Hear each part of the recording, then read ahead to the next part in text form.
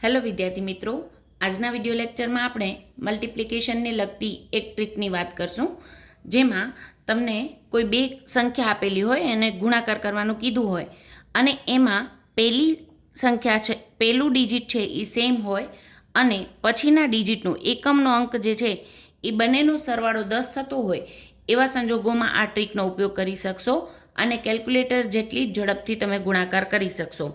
જેમ કે અહીંયા 84 ગુણ્યા 86 કરવું હોય તો 8 ગુણ્યા 8 અઠું 64 પ્લસ 8 એ જ સંખ્યાને પહેલે ગુણાકાર કરવાનું છે અને પછી એ જ સંખ્યા આપણે એડ કરવાની છે.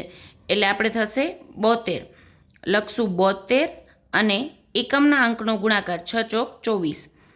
તમે કેલ્ક્યુલેટરમાં કરશો 84 ગુણ્યા 86 તો જવાબ આવશે 72 24. એટલે એટલી જ ઝડપથી તમે કરી શકશો.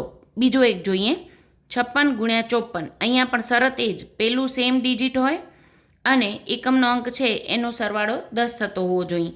25 પ્લસ 5 એટલે 30 અને 6 ચોક 24. 43 ગુણ્યા 47, 4 ચોક 16 પ્લસ 4 એટલે 20 અને 7 તેરી 21.